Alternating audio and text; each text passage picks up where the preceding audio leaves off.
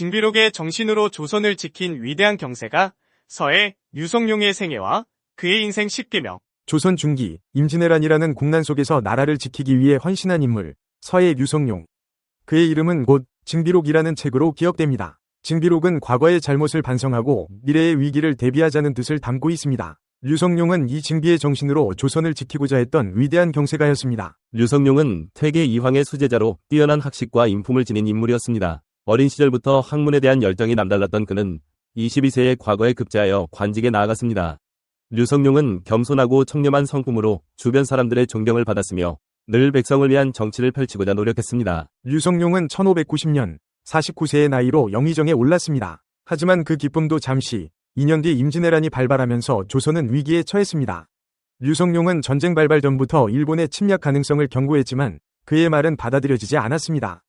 전쟁이 시작되자 류성룡은 영의정으로서 군사 지휘와 외교, 민심 수습 등 전쟁 수행에 필요한 모든 일을 도맡아 처리했습니다. 류성룡은 뛰어난 해안으로 이순신을 발탁하고 훈련도감을 설치하는 등 전쟁 극복을 위한 노력을 아끼지 않았습니다.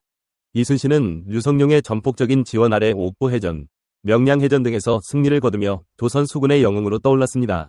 훈련도감은 조선 최초의 상비군으로 전쟁 중에도 꾸준히 군사를 양성하여 전력을 강화하는 데 기여했습니다. 류성룡은 명나라와의 외교에도 힘써 조선을 지원하는 명나라 군대를 이끌어내는 데 성공했습니다. 이는 전쟁의 판도를 바꾸는 결정적인 계기가 되었습니다. 류성룡은 명나라 장수 이여손과 긴밀히 협력하며 평양성 탈환 등 중요한 전투에서 승리를 거두었습니다. 하지만 전쟁이 장기화되면서 류성룡은 탄핵을 받고 파직당하는 시련을 겪었습니다. 전쟁 초기의 공로에도 불구하고 전쟁이 계속되자 그에게 책임을 묻는 목소리가 높아졌던 것입니다.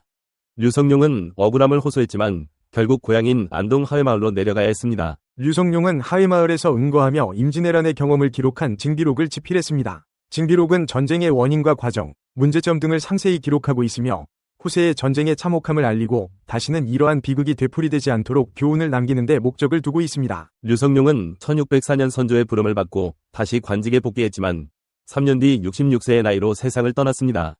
그의 사후 징비록은 간행되어 널리 읽혔고 류성룡은 임진왜란 극복에 기여한 공로를 인정받아 명예를 회복했습니다. 류성룡은 위기 상황에서 탁월한 리더십을 발휘한 인물입니다. 그는 뛰어난 능력과 덕망으로 사람들을 이끌었으며 어려운 상황 속에서도 희망을 잃지 않고 끊임없이 노력했습니다.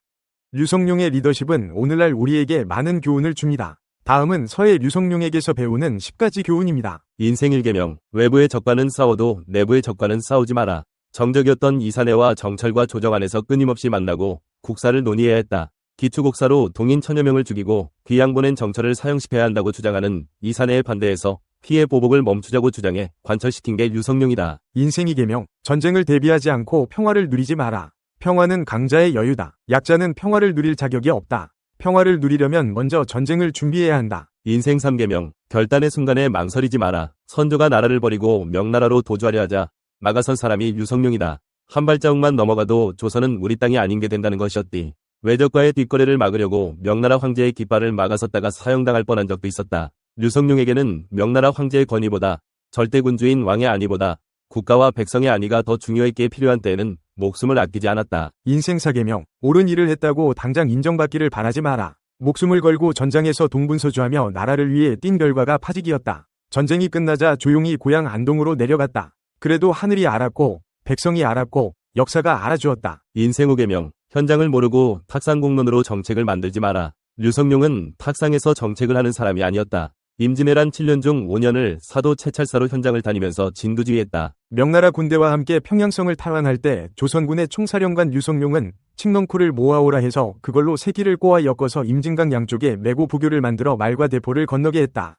미국의 역사학자 헐버트는 거북선, 한글, 금속활자와 함께 칡넝쿨 부교를 한국의 4대 발명품으로 꼽았고 지금도 미국의 웨스트포인트에서는 칡넝쿨 부교를 교재에 넣어 가르치고 있다고 한다. 인생 6계명, 고정관념을 깨지 않고 세상에 인재가 없다고 말하지 마라. 기축옥사로 조정 대신 천여 명이 사라져서 인물이 없다고 한탄할 때 우의정 겸 이조판서를 맡은 류성룡은 권율, 이순신, 송상원 등을 파격승진 발탁해서 임진왜란 최고의 영웅으로 만들었다. 인생 7계명, 능력을 보지 않고 신분과 학력을 따지지 마라. 평민도 공을 세우면 군관이 되도록 했고 노비도 전공을 세우면 면천했다. 훈련도감을 만들어 최초로 상비군을 창설하고 양반이건 평민이건 노비건 가리지 않고 능력이 있는 자를 합격시켰다.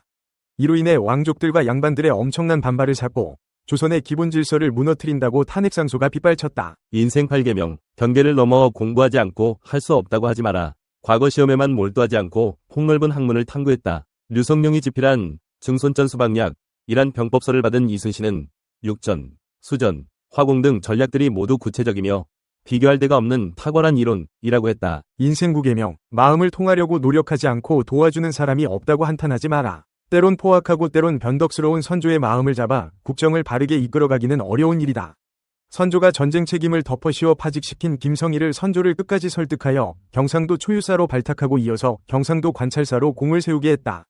전쟁 중에 도망친 사람들도 국가를 위해 일하도록 만들고 지방 아전들을 공명책으로 자발적 봉사하도록 만들었다. 인생 10계명, 반성하는 삶을 살지 않고 내 인생만 힘들다고 하지 마라. 류성룡은 평생을 국가에 헌신했고 외란 극복에 앞장섰지만 그 대가는 파직이었다. 그러나 말없이 고향으로 내려가 징비록을 썼다.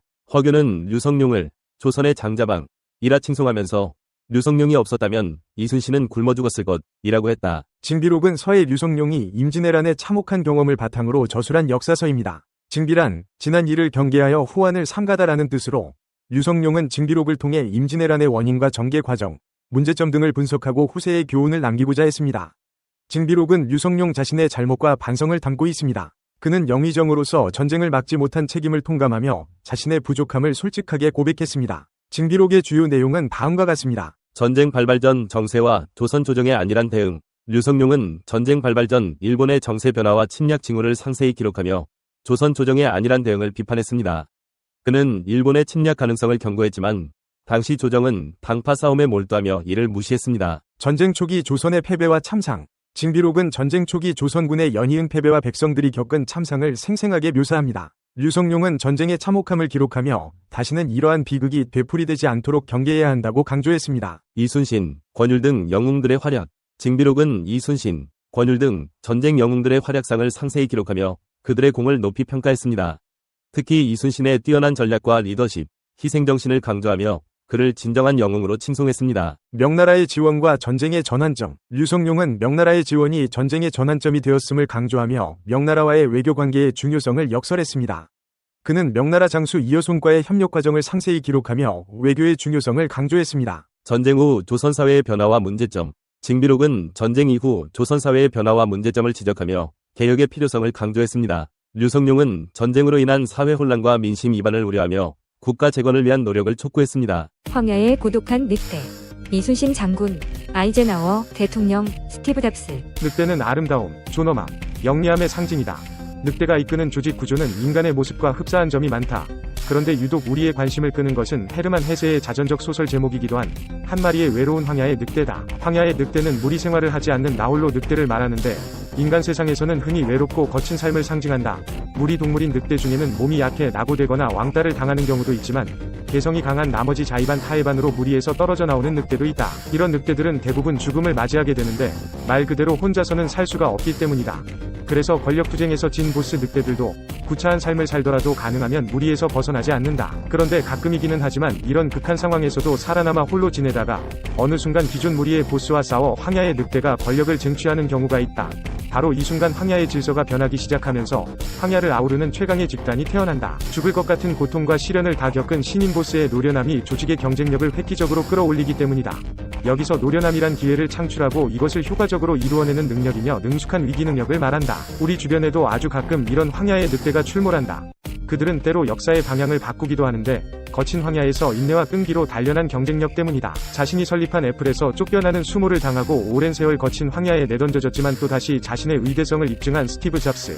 14년 동안 변방에서 말단 수비 장교를 전전하고도 마침내 나라를 구했던 이순신 장군이나 18년 동안이나 소령 계급장만을 달면서 한직을 전전했지만 마침내 미국의 대통령에까지 올랐던 아이젠하워는 대표적인 황야의 늑대들이다. 이 세상에 누가 이순신 장군, 아이젠하워 대통령 그리고 스티브 잡스보다 더 성공했다고 말할 수 있겠는가? 그렇다. 세상에 그 어떤 것도 굴하지 않는 끈기와 집념의 힘을 이길 수 없다. 재능도 대신할 수 없다. 재능을 가진 자가 성공하지 못하는 경우는 너무나도 흔하기 때문이다. 천재도 마찬가지이다. 인정받지 못하는 천재는 웃음거리밖에 되지 않기 때문이다. 교육도 집념을 대신할 수는 없다. 이 세상은 교육받은 낙오자로 차고 넘치고 있다. 끈기와 강한 집념만이 전능하다. 그만두기에는 항상 너무나 이르다. 성공하는 사람들은 미래에 대한 긍정적인 목표를 세우고 어떤 고난과 역경이 닥쳐도 그것이 언젠가는 실현될 것이라는 믿음을 잃지 않는다. 우리가 어렵다고 생각하는 대부분의 일은 정말 못하는 것이 아니라 안 하니까 못하는 것이다. 그것이 아무리 힘들어 보인다고 할지라도 당신이 더 오래 버티면 버틸수록 성공의 기회는 더 많아진다. 노력을 아껴서는 성공하기 힘들다. 하지만 너무나 많은 사람들이 중도에 포기한다.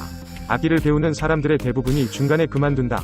얼마나 많은 사람들이 피아노 건반 몇 번 두드리다 그만두고 기타 코드 몇 개 익히다 그만두는가? 영어회화 강좌에 다니던 사람들도 대부분 그만둔다. 격투기, 검도, 유도, 태권도를 배우려고 체육관에 등록한 사람들도 중간에 그만둔다.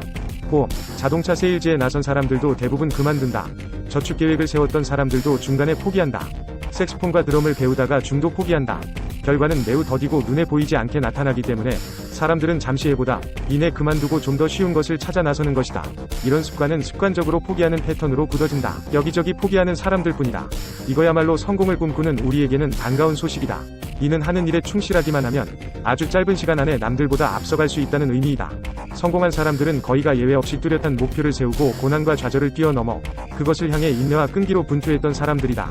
그들은 일단 결정하고 시작한 일은 끝장을 보는 습관을 갖고 있다. 성공한 사람들을 자세히 들여다보면 그들에게는 한 가지 공통점이 있는데 그것은 바로 끊임없는 동기부여로 삶의 투지와 집념을 불사른다는 점이다. 성공하는 사람은 어떻게 하면 돈을 벌 수 있을까?를 궁리하기 전에 어떤 일을 하면 열정을 갖고 일을 할 수 있을까?를 먼저 연구한다. 돈 연구 전에 일 연구부터 하고 일에 욕심을 부린다는 이야기다. 열정이나 열의가 없는 사람은 한마디로 빈 껍데기나 다름없다. 성공으로 가는 길도 결국은 좋은 방법을 습관화시키면서 매일 한 걸음씩 전진하는 것이기 때문이다. 성공하는 사람은 끊임없이 열정을 일깨우고 모든 일이 순조롭게 돌아가고 잘 될 때에도 더욱 노력한다. 또한 순간순간에 강한 집중력을 보이며 한번 결심하면 끝까지 밀고 나간다. 성공을 쟁취하기 위해 자신이 세운 목표에 두려움 없이 도전하는 습관을 가진 사람은 성공할 가능성이 매우 높다. 인내는 쓰지만 그 열매는 달다.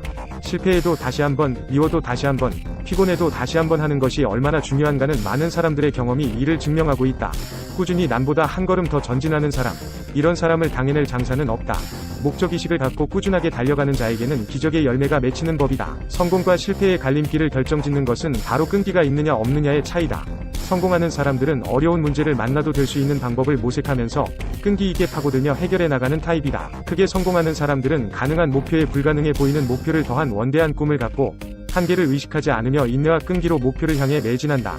세상에서 가장 중요한 일들은 대개 이루어질 가망이 전혀 없어 보인다. 그리고 이런 일에도 끝까지 노력을 기울이는 사람들에 의해 세상의 가장 중요한 일들은 이루어졌다. 사람들은 인생이 마라톤과 비슷하다고 말한다. 인생과 마라톤에서 최대의 적은 다른 사람이 아니라 바로 자기 자신이다. 어떤 일에 도전하든 끈기를 가지고 최선을 다하는 노력과 투지만 있다면 반드시 성공할 수 있다. 위대한 생물학자 찰스 다윈은 내가 완성한 모든 과학성과는 오랜 시간의 사고, 인내를 통해 이루어진 것이다. 라고 말했다. 마르크스는 14년 동안 대형박물관 도서관에서 책에 파묻혀 살았다. 마르크스가 늘 앉았던 자리에는 시멘트 바닥에 구멍이 생길 정도였다. 그는 이곳에서 인류 역사의 새로운 시대를 열게 한 불후의 명작 자본론을 집필했다. 미래가 현재의 활동을 이끈다. 고보았던 빌 게이츠는 도스라 불리는 소형 컴퓨터 프로그램에서 미래를 보았고, 컴퓨터 의사 안철수는 브레인 바이러스에서 백신 프로그램의 미래를 그렸다. 대표적 백만장자인 이들은 모두 원하는 곳으로 자신을 이끌어줄 목표를 세웠고 오늘도 자신들의 꿈을 달성하기 위해 끈질기고 집요하게 노력하고 있다. 권력과 돈은 인내심이 강하고 집념이 있는 사람을 좋아한다. 빨리 인정받지 못한다고 포기하지 말라. 어려움이 닥쳐도 낙심하거나 포기하지 말라. 일단 도전하기로 마음먹었으면 중간에 다른 사람들의 비웃음, 조롱, 멸시, 비난이 있더라도 주저앉지 마라. 주변 사람들의 말에 일일이 신경 쓰지 말고 목표를 주시하며 끊임없이 전진해야 한다. 도중에 곤란하고 힘든 일이 생기더라도 절대 피하지 마라. 정면으로 부딪혀 해결하고 계속해서 전진해야 한다. 위대한 업적은 대부분 변함없는 마음으로 투지를 지켜내는 끈기로부터 이룩되었다. 진정 흥미 있는 도전은 최고가 되기 위해 스스로 동기부여하고 인내와 끈기를 갖고 최선을 다하는 것이다. 그렇다. 인생에는 공짜가 없다. 강자가 되고 싶다면 강인한 투지로 꾸준히 노력하는 끈기를 체득하라. 윈스턴 처칠이 말했듯이 절대로 무슨 일이 있어도 중간에 포기하지 마라. 만일 충분히 버틴다면 당신은 결국 자신의 목표에 도달하게 될 것이다. 가장 큰 승리는 대개 최후에 찾아오는 법이다. 소망을 이루고 싶은가? 그렇다면 끈기와 인내라는 무기는 꼭 챙겨라. 성공을 낳는 것은 바로 끈기이며 영원한 성공 비결은 바로 노력이다. 성공했다고 손을 떼지 말라. 어떤 사람들은 시작할 때 모든 힘을 쏟아붓고 완성은 보지 못한다. 계획은 짜지만 성취는 못한다. 이것이 정신의 유약함이다. 말할 것도 없이 이는 인내의 부족에서 비롯된다. 인내심이 부족한 사람은 어려움을 극복할 때까지 전력을 다하지만 일단 성공하면 그에 만족하여 끝을 보지 못하는 것이다. 그는 행할 수 있음을 보여주었을 뿐 행하려 하지는 않는다. 능력이 부족해서가 아니라 분별력이 없기 때문이다. 유용하게 보셨다면 검색창에서 성필원으로 검색 부탁드려요.